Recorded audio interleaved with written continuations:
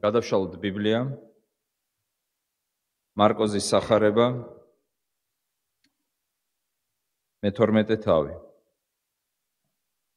ვკითხულობთ 22 მუხლიდან.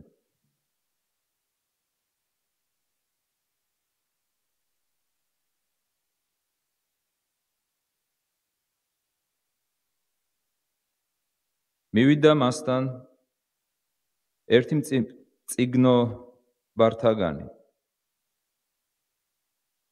რომელიც ყურს უგდებდა მათ კამათს.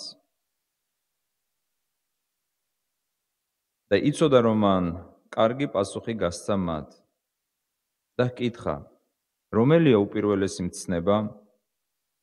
მიუგო იესომ, პირველი არის ისმინე ისრაელო. უფალი ღმერთი ჩვენი, ერთი უფალია. შეიყვარე უფალი ღმერთი შენი. მთელი შენი გულით, მთელი შენი სულით, მთელი შენი გონებით, მთელი შენი შეძლებით, ეს არის პირველი მცნება. მეორე არის შეიყვარე მოყვასი შენი, როგორც თავის შენი.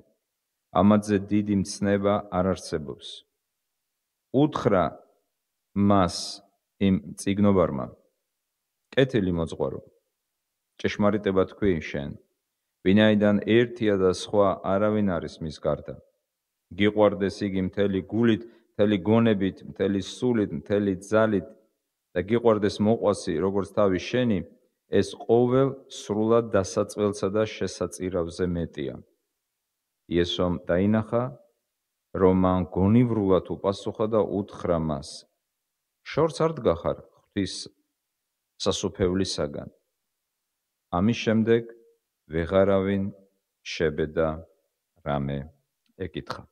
ეს არის უფლის სიტყვა. ვილოცოთ. ღმერთო, მადლობა შენი სიტყვისთვის, რომელშიც გვიცხადებ შენს ნებას, რომელშიც გვაქვს შენი ნათელი, შენი სული წმიდის მადლით მოგვანიჭე, რათა ჩავწვდეთ შენს ჭეშმარიტებას, გაგვაგონეს შენი ხმა შენს სიტყვაში. მოგვანიჭე, რათა ვერ წმუნოთ შენს ძეს იესო ქრისტეს. ამ რწმენი დავიმკვიდროთ საუკუნო სიცოცხლე და ეს რწმენა ვაუწყოთ სამყაროს უშიშრად. იესო ქრისტეს ჩვენი უფლის მიერ. ამინ. ქონია თუ არა თქვენს ცხოვრებაში ისეთი მომენტი, როდესაც დასახული მიზნის მისაღწევად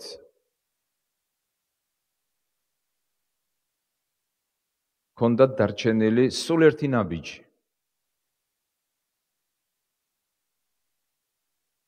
მიზნის მისაღწევად ერთი ნაბიჯის გადადგმა იყო საჭირო. და რატომღაც ეს ნაბიჯი ვერ გადადგით და მიზანი შეუსრულებელი დარჩა. თითქოს მიზანი იყო ხელის გაწოდების მანძილზე. მაგრამ ვერ მიაღწიეთ ამ მიზანს. შორს არ იყავით, ახლოს იყავით, მაგრამ მაინც ვერ მიხვედით ბოლომდე. მე მგონი ყველა ადამიანის ცხოვრებაში ასეთი მომენტი სულ მცირე ერთხელ მაინც დამდგარა. მაგალითად, ინსტიტუტში სწავლის დროს შეიძლება ადამიანმა 1 წელი ისწავლოს, 2 წელი, 3 წელი და აი მე-4 წელიც და ბოლოს აღარ მოუნდეს სწავლა. ან ძნელად მოეჩვენოს, ან სულ სხვა მიზანი გაუჩნდეს და აღარ მიაღწიოს დასახულ მიზანს.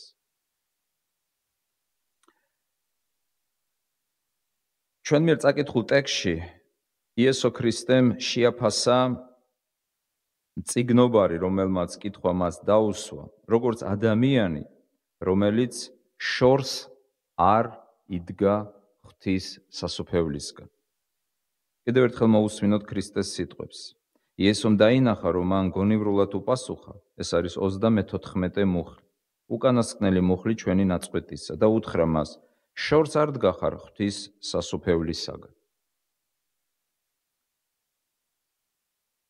ანუ გადარჩენისაგან, შველისაგან, ცხონებისაგან, ცხოვრებისაგან, ცოდვების მიტევებისაგან და ასე შემდეგ. სახლო წერილის თანახმად ჩვენ შეიძლება ვთქვათ, რომ გადარჩენასთან მიმართებაში, ცათასასუფეველთან მიმართებაში ადამიანს შეიძლება ჰქონდეს სამი მდგომარეობა. ანუ სამ მანძილზე იმყოფებოდეს. ერთი შორს იმყოფებოდეს ცათასასუფევლისგან, მეორე შორს არ იმყოფებოდეს, შეიძლება ითქვას ახლოს იმყოფებოდეს და მესამე ცათასასუფეველში იმყოფებოდეს. სამი მდგომარეობა. გადარჩენასთან, ცათასასუფეველთან, ღმერთთან მოზიარეობასთან, ღმერთთან დაბრუნებასთან მიმართებაში. შორს ყოფნა, შორს არ ყოფნა და უშუალოდ ცათასასუფეველში ყოფნა. კითხვა, რომელიც უნდა დავუსვათ ჩვენს თავებს, სად ვიმყოფებით ცათასასუფეველთან მიმართებაში? სად ვიმყოფებით? შორს მისგან, არ ვიმყოფებით შორს მისგან თუ უშუალოდ ცათასასუფეველში ვიმყოფებით. რას ნიშნავს იმყოფებოდეთ ცათასასუფეველში, ღვთის სამეფოში, ღვთის სასუფეველში?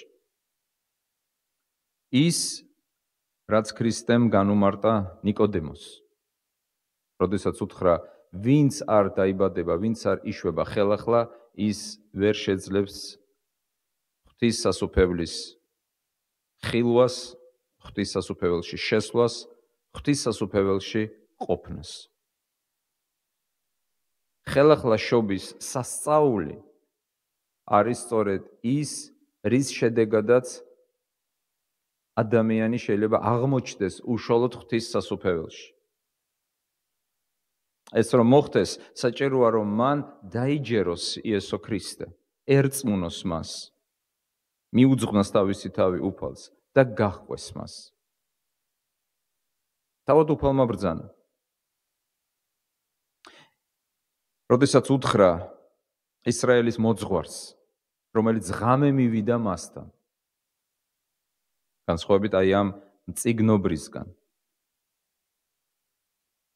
თუ შენ არ დაიბადები ხელახლა, ვერ შეხვალ, ვერ იხილავ ღვთის სასუფეველს. განვიცადეთ თუ არა ჩვენ ხელახლა შობის სასწაული ჩვენ ცხოვრებაში. შეგვიძლია თუ არა ვთქვათ, რომ ღმერთი ჩვენი მამაა, ხოლო ჩვენ მისი შვილი ვართ. შეგვიძლია თუ არა დაჯერებით ვთქვათ, რომ ვირწმუნეთ იესო ქრისტე და ჩვენი ცხოვრება მიუძღვენით მას. და ვიმყოფებით მის სასუფეველში. ვიმყოფებით მის წყალობაში, მის მადლში. მივიღეთ ცოდვების მიტევება, გადარჩენა, მოზიარეობა და ასე შემდეგ. რას ნიშნავს იყო შორს ღვთის სასუფევლისგან? 118 ფსალმუნში, 155 ემულში, მეფსალმუნი ამბობს, შორს არს ცოდვილთაგან ცხოვრებაი. მე წავიკითხე ძველი ქართული თარგმანი, წმინდა წერილი პირდაპირ ამბობს და აცხადებს, რომ შეიძლება იმყოფებოდეს ადამიანი შორს ცხოვრებისგან, თანამედროვე თარგმანში წერია შველა და აგრეთვე ცოდვილის ნაცვლად ბოროტი. თუ აიყებთ ნებისმიერ თანამედროვე თარგმანს, წაიკითხავთ, რომ შორს არის ბოროტებისგან შველა. ყვასი? მაგრამ მოусმინეთ ამ თარგმანსაც. შორს არს ცოდვილთაგან ცხოვრებაი. როდესაც ჩვენ ვლაპარაკობთ დაშორებაზე, სიახლოვეზე, ან ცათასასუფეველში ყოფნაზე, არ უნდა შეგვეშალოს ერთი რამ, ღმერთი თავისთავად ახლოს არის თითოეულ ჩვენგანთან. ყოველ შემთხვევისათვის წმინდა პავლე მოციქულმა ათენში ქადაგებისას ეს განაცხადა ხმამაღლა. როდესაც თქვა, რომ ღმერთი არის თითოეულ ჩვენგანთან, თითოეულ თქვენგანთან ახლოს. ასე მიმართა მან ათენელებს. ღმერთი კი არის ახლოს. ღმერთს კი სურს ჩვენი მოქცევა და მოტრიალება, მაგრამ ჩვენ ვართ თუ არა გადარჩენასთან ახლოს. ფსალმონი ამბობს, შორს არის ცხოვრება, გადარჩენა ცოდვილთაგან, ანუ მათგან, რომელნიც უარყოფენ, არ აღიარებენ, არ ემსახურებიან, უარს აცხადებენ, არ სწამთ. იცით, წმინდა ათანასე ალექსანდრიელმა ერთი საოცარი რამ განაცხადა თავის თხზულებაში, სახელწოდებით არიანელების წინააღმდეგ, ან სიტყვა არიანელების შესახებ. მან თქვა, რომ უმჯობესია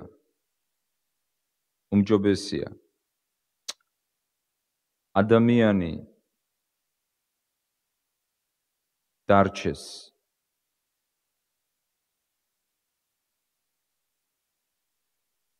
გაუგებრობაში, მაგრამ ირწმუნოს, ვიდრე გაუგებრობის გამო იყოს ურწმუნო. ანუ როდესაც ადამიანი რაღაცას ვერ გებულობს და ამის გამო რწმენაზე უარს ამბობს, პრაქტიკულად ის შორდება ცხოვრებას, ანუ შორდება გადარჩენას. მან შეიძლება თქვას, მე არ შემიძლია ამის დაჯერება, ვინაიდან ეს აღემატება ჩემს გონებას, ჩემს წარმოდგენას, მე გაუგნებული ვარ და ამგვარად დაასაბუთოს საკუთარი ურწმუნოება. რას ნიშნავს ახლოს იყო, ანუ შორს არ იყო? იყო ცათასასუფეველში, როგორც ვთქვით, ნიშნავს იყო ხელახლაშობილი, განიცადო ხელახლაშობის სასწაული გულში, გახდე ღვთის შვილი, შეძლო წარმოთქვა მამაო ჩვენოს დიდებული ლოცვა. თქვენ იცით, რომ მამაო ჩვენო შეიძლება წარმოთქვას მხოლოდ და მხოლოდ მან, ვისთვისაც ღმერთი გახდა მამა. იმიტომ რომ ეს ლოცვა იწყება სიტყვებით მამაო ჩვენო. თუ ღმერთი მამა არ არის, კონკრეტულად ჩვენი, როგორ შეიძლება მას უწოდოთ მამა? როგორც შემოქმედი ის მამაა ყველაფრის, მაგრამ აქ არის ლაპარაკი მამობაზე, რომელიც მხოლოდ და მხოლოდ ხელახლაშობის გზით, იესო ქრისტეს რწმენით ხდება ადამიანის ცხოვრებაში. ოდესღაც შორს მყოფი ხდება ღვთის შვილი. ზუსტად ამ სიტყვებს ლაპარაკობს წმინდა პავლე მოციქული ეფესელთა მიმართ ეპისტოლეში. თქვენ ოდესღაც შორს მყოფნი, ახლა გახდით ღმერთის სახლეული, ანუ ღმერთის შვილები, უახლოვესი ადამიანები ღვთისათვის. იყავით შორს, მაგრამ გახდით შვილები. თქვენ შეგიძლიათ უკვე თქვათ თამამად მამაო ჩვენო, რომელი ხარ ცათაშინი. შორს ყოფნა ნიშნავს იყო ბოროტი, იყო ცოდვილი, საღვთო წერილის ტერმინოლოგიით. ანუ უარი განაცხადო რწმენაზე, უარი განაცხადო ღმერთზე. იყო ან პასიური ურწმუნო, ან აქტიური ურწმუნო. რას ნიშნავს პასიური? პასიური, რომელიც არ არის დაინტერესებული, არაფრად აგდებს ღმერთს, ღვთის სიტყვას, რელიგიას, ცხოვრობს თავისი ცხოვრებით. ის არის წინააღმდეგობაში, მაგრამ ამას არ გამოხატავს აქტიურად. აქტიური ურწმუნო კიდევ ნიშნავს, რომელიც პირდაპირ ებრძვის ღმერთს, იმიტომ რომ ხომ შეიძლება იყო პასიური ათეისტი და იყო აქტიური ათეისტი. აქტიური ნიშნავს, რომელიც ცდილობდა ყველანაირი მანქანით, ყველანაირი გზით და საშუალებით ღმერთის წინააღმდეგ გაილაშქრო, დაასაბუთო მისი არარსებობა. სხვებს მოუხმო და მოუწოდო, რომ არ არსებობს ღმერთი, რომ ბიბლია არის ჩვეულებრივად ადამიანური წიგნი, არ არსებობს გადარჩენა, სამოთხე, ჯოჯოხეთი და ასე შემდეგ. ანუ იყო ძალიან შორს, ძალიან დაშორებული.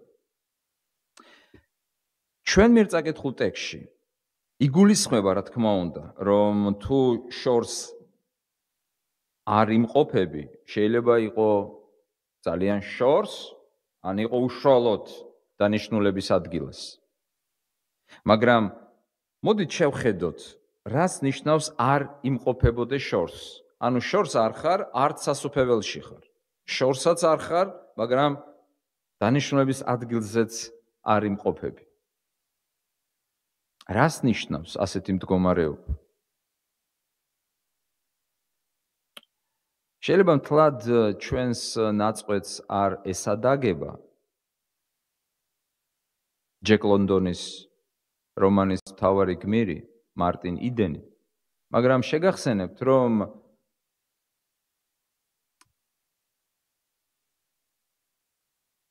ამ რომანის მთავარ გმირს ჰქონდა დასახული მიზანი. მას შეუყვარდა ერთი ქალწული სახელად რუთი. გაუჩნდა მისადმი სიმპათიები, მაგრამ მათ ქორწინებას ხელის შემშლელი ძალიან მნიშვნელოვანი პირობა გამოუჩნდა.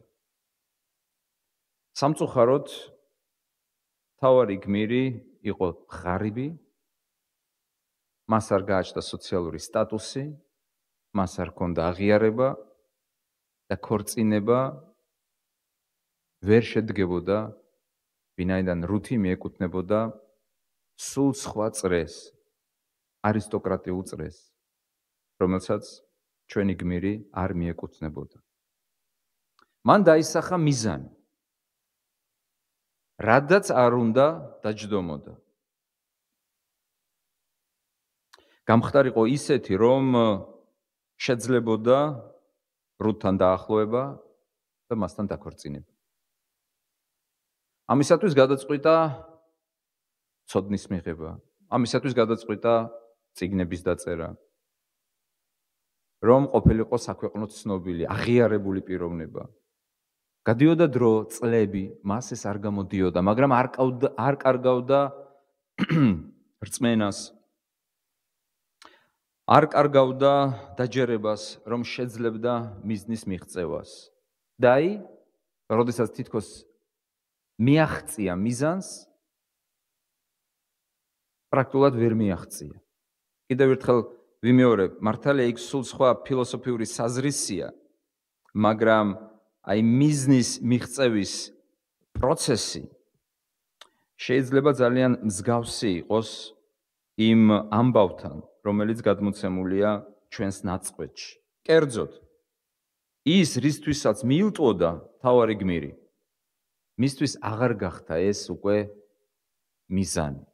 იმედი გაეცრუა მას. ბზარი გაუჩნდა მის რწმენას. და სამწუხაროდ რომანის გმირი თავს იკლავს.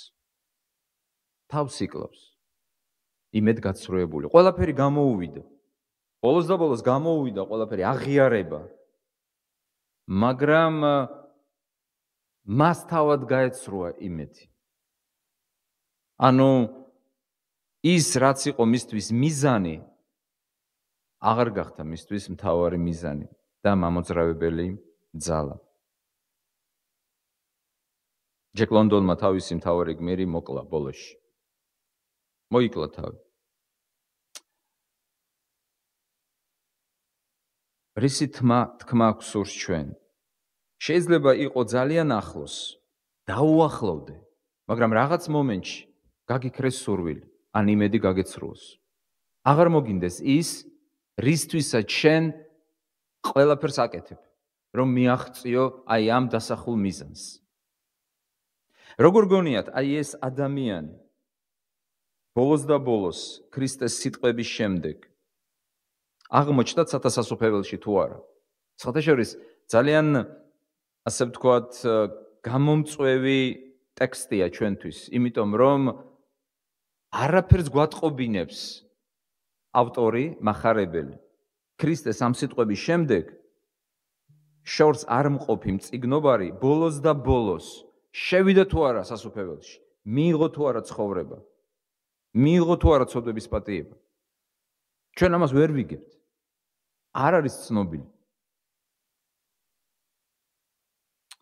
ნეტარი ავგუსტინე ამბობს, რომ შესაძლებელია, ისიც ვერ ბედავს თქმას, გადაჭრით. ნეტარი მამა ამბობს, შესაძლებელია, რომ ამ სიტყვების შემდეგ ამ კაცმა შეიცვალა აზრი, ირწმუნა ქრისტე და გაყვა მას და აღარ დარჩა შორს არ მყოფად სასუფეველის მიმართ, არამედ პირიქით გადადგა ეს უკანასკნელი ნაბიჯი და შევიდა ცათასასუფეველში. მიიღო ცხოვრება და მიიღო გადარჩენა. მაგრამ ის ვერ ამბობს გადაჭრით, იმიტომ რომ ჩვენ არ ვიცით ამის შესახებ. მაგრამ აი სხვა ცნობილი საეკლესიო მოღვაწე ჯონ ჩარლზ რაილი, ავტორი, ეპისკოპოსი, იყო ლივერპულის ეპისკოპოსი, 1900 წელს გარდაიცვალა, ავტორი არაერთი წიგნისა განმარტებების სასახარებებზე.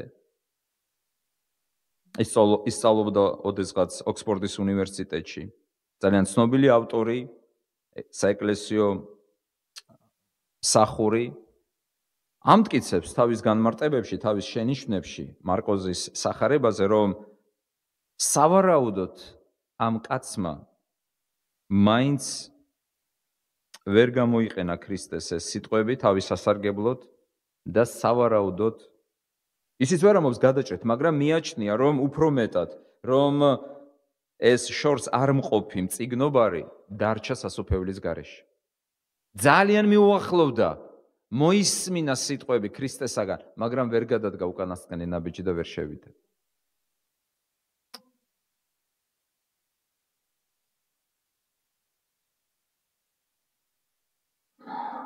არსებობს გარკვეული მინიშნებები ასეთი ვარაუდისთვის. მაგალითად, პარალელურ ადგილას მათეს სახარებაში ჩვენ ვკითხულობთ მის შესახებ.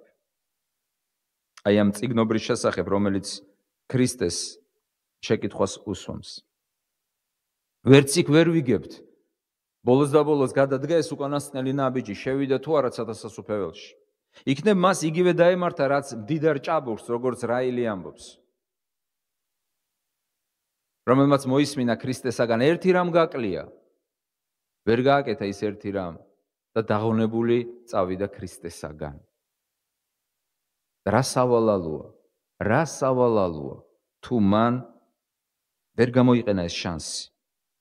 და შორს არ მყოფი, დაახლოებული დარჩა სასუფეველის მიღმა, გადარჩენის მიღმა, ცხოვრების მიღმა, ცოდვების მიტევების მიღმა. ყოველ შემთხვევისათვის ცნობილი ბრიტანელი განმარტებელი ჯონ ჩარლზ რაილი მიიჩნევს, რომ სავარაუდოდ ასეც მოხდა. თუმცა არსებობს სხვა წაკითხვაც ამ ტექსტისა.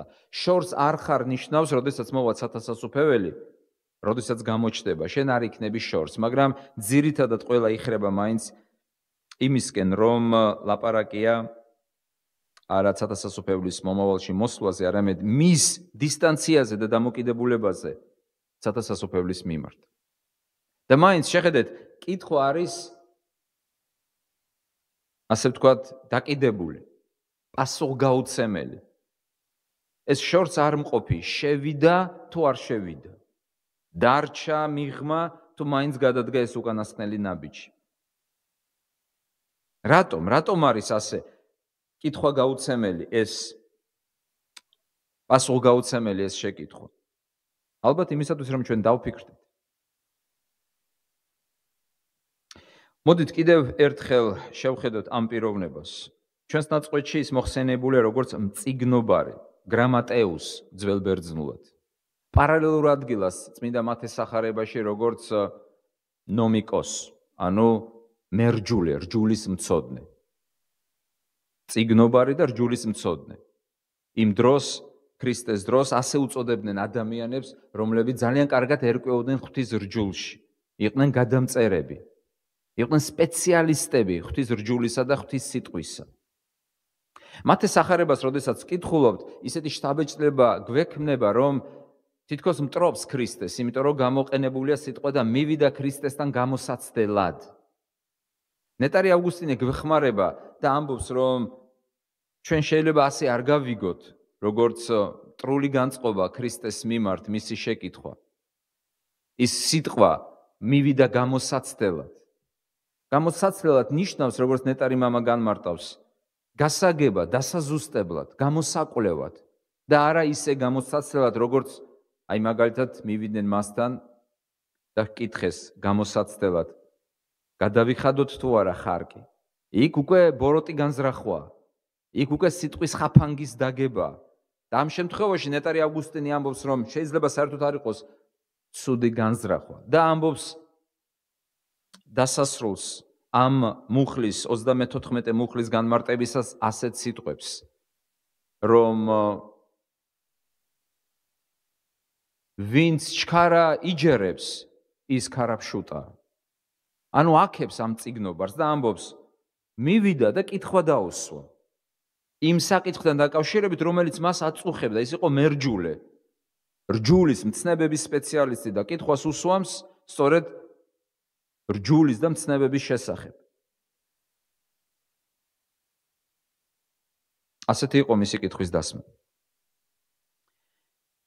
მინდა გითხრათ, რომ მის დადებით მხარეზე ლაპარაკობს აგრეთვე ის ფაქტი, რომ ის დღისით, მზისით ყველას წინაშე უსვამს შეკითხვას ქრისტეს, განსხვავებით ნიკოდიმოსისა, რომელიც ღამე მიდის. რატომ მიდის ღამე? ბევრი მიიჩნევს, იმიტომ რომ მას რცხვენია არ დაინახოს ვინმე, რომ ქრისტესთან მიდის და ეკითხება მას. სიბნელეში მიდის, ეს მწიგნობარი მიდის სინათლეში. სხვადასხვა წმინდა ავგუსტინეს თუ მოусმენთ, შთაბეჭდილება გვექმნება ისეთი, რომ ეს კაცი საერთოდ არ იყო მოძულე ქრისტესი ან მტერი.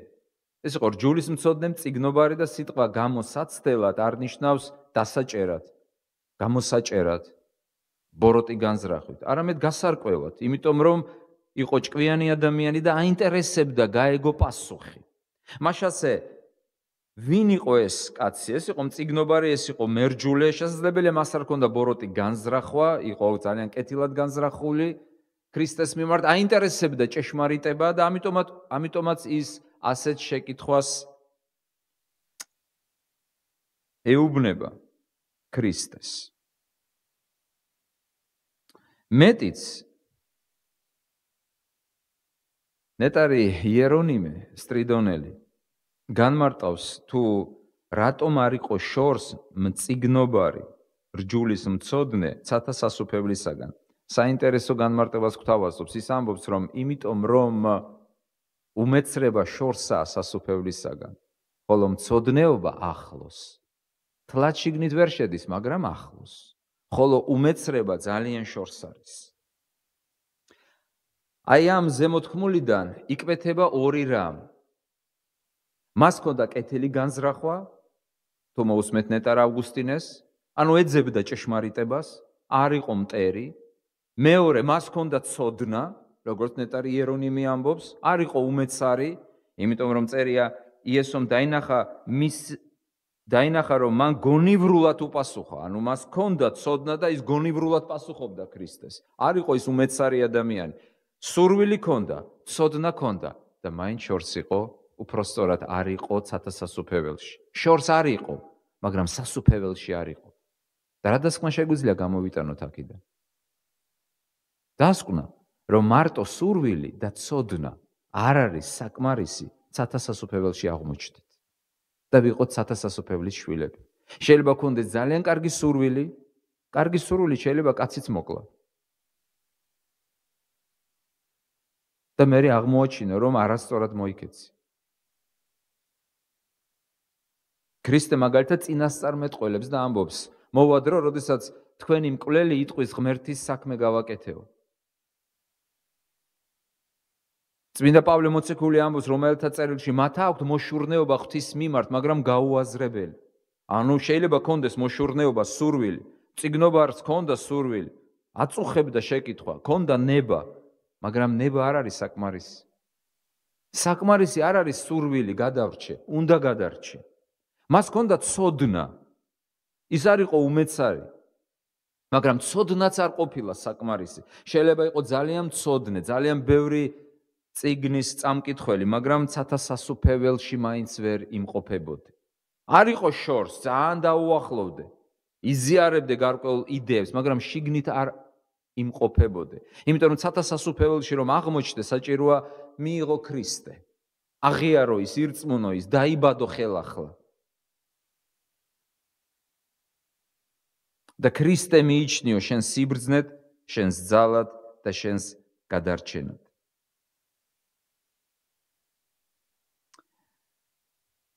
ძალიან ტრაგიკული სურათია. თუ ეს კაცი არ გადარჩა, როგორც რაელი ამბობს, და მდიდარი ჭაბუკივით დაღუნებული წავიდა, წარმოგიდგენიათ, ძალიან ახლოს რომ იყო. სადაცაა უნდა შეხვიდე. შენს სასახლეში, შენი სანუკვარი ოცნებების აღსრულების სასახლეში. კარი გაღებულია, უნდა გადადგა ერთი ნაბიჯი და შემოტრიალდე შემდეგ და აღარ შეხვიდე. ძალიან ტრაგიკული სურათი. შეიძლება კონდეს სურვილი, შეიძლება კონდეს ცოდნა, მაგრამ არ გადადგა ნაბიჯი. ცნობილი ფრანგი მწერალი ონორე დე ბალზაკი ამბობს, რომ მიზნის მიღწევისათვის საჭირო ერთი რამ. სიარული. შეიძლება გინდოდეს. ბევრი ამბობს, მე მინდა ეკლესიაში ვიარო, მაგრამ არ დადის. მე მინდა წავიკითხო ბიბლია, მაგრამ არ კითხულობს. მე მინდა ვიმარხულო, მაგრამ არ მარხულობს. ბევრმა შეიძლება იცოდეს ბევრი რამ მარხვის შესახებ, ეკლესიის შესახებ, უფრო მეტი, ვიდრე ვინც ეკლესიაში დადის, ან მარხულობს, მაგრამ არ დადიოდეს, ან არ მარხულობდეს. ანუ ნება და ცოდნა არ არის გარანტია და არ არის წინაპირობა ცათა სასუფეველში ყოფნისა. ცათა სასუფეველში რომ აღმოჩნდეს ადამიანი, უნდა დაიბადოს ხელახლა. ჩვენ უნდა დაუსვათ ჩვენ თავებს შეკითხვა. სად ვიმყოფებით? არაურიოთ ერთმანეთში. ღმერთი, როგორც ამოწმინდა პავლე მოციქული, არ არის შორს, არამედ ახლოსა თითოეულ ჩვენგანთან, მაგრამ ჩვენ სად ვიმყოფებით გადარჩენასთან მიმართებაში. შორს არ ვიმყოფებით შორს, თუ უშუალოდ დანიშნულების ადგილას ვიმყოფებით. რა არის ჩვენი დანიშნულების ადგილი? ის ადგილი, სადაც შევიქმენით დასაწყისში და საიდანაც გაძევებულ ვიქენით. ეს არის ედემის ბაღი. ეს არის სწორედ ის სიტყვები, რაც ქრისტემ ჯვარზე უთხრა ავაზაკს, რომელმაც დაასწრო დანიშნულების ადგილას მისვლა, ანუ თავის სახლში მისვლა, მარიამ ღვთისმშობელს, მოციქულებს, ავაზაკზე ვლაპარაკობ, რომელსაც ქრისტიანული ტრადიცია უწოდებს გონიერ ავაზაკს. რა უთხრა ქრისტემ? დღესვე ჩემთან იქნები სამოთხეში. სად შეიქმნა ადამიანი? რას ვკითხულობ ჩვენ შესაქმეს წიგნში? სამოთხეში მოათავსა, დაასახლა ღმერთმა ადამიანი. საიდანაც ის იქნა გაძევებული. წარმოგიდგენიათ შესაქმეს პირველი წიგნი და ბიბლიის უკანასკნელი ნაწილი, ახალი აღთქმა, სახარება. ჩვენ ვკითხულობთ, ადამიანი კვლავ ბრუნდება თავის სახლში, საიდანაც გაძევებულ იქნა. რამხელა ტრაგედია, რამხელა უბედურება, მიუახლოვდე იმ სამოთხეს, შეხედო იმ სამოთხეს, სურვილი კონდეს, როგორც ამ წიგნობარს, ცოდნა კონდეს დიდი, როგორც ამ წიგნობარს. არ იყო შორს, როგორც ათეისტი და ურწმუნო. სულ ახლოს იყო. და მაინც არ შეხვიდე, მაინც არ აღმოჩნდე მასში. რატომ გახდა შესაძლებელი ჩვენი სასუფეველში შესვლა, ან იქ დარჩენა? ღმერთი, რომელსაც ჩვენ ძალიან დავშორდით, დაგვიახლოვდა. იმდენად დაგვიახლოვდა, რომ გახდა ერთი ჩვენგან. ადამიანი გახდა. ხორცი შეისხა. დაიბადა როგორც ადამიანი, ცხოვრობდა როგორც ადამიანი. ყველაფერში დაგვემსგავსა ერთის გარდა. მას არ ქონია არანაირი ცოდვა. გაიზიარა ჩვენი ხვედრი, ჩვენი ბედი. დაისაჯა როგორც ჩვენ ცოდვილი და დაიწყევლა როგორც რჯულის დამრღვევი. აღდგა მესამე დღეს იმისათვის, რომ ჩვენ დავიბადოთ ხელახლა და აღმოჩნდეთ ცათა სასუფეველში. არა ჩვენი დამსახურებებით, არა ჩვენი ცოდნით, ჩვენი სურვილით და ასე შემდეგ, არამედ მხოლოდ და მხოლოდ მისი მადლითა და წყალობით. მაშასე, რითაც დავიწყეთ, დავასრულოთ იმავე შეკითხვით. სად ვიმყოფებით ცათა სასופეველთან, ცხოვრებასთან, ცხონებასთან, გადარჩენასთან მიმართებაში. სად ვიმყოფებით? რა დაშორებაზე ვიმყოფებით? შორს? არ ვიმყოფებით შორს? თუ უშუალოდ სიცოცხლეში ვიმყოფებით? ამინ.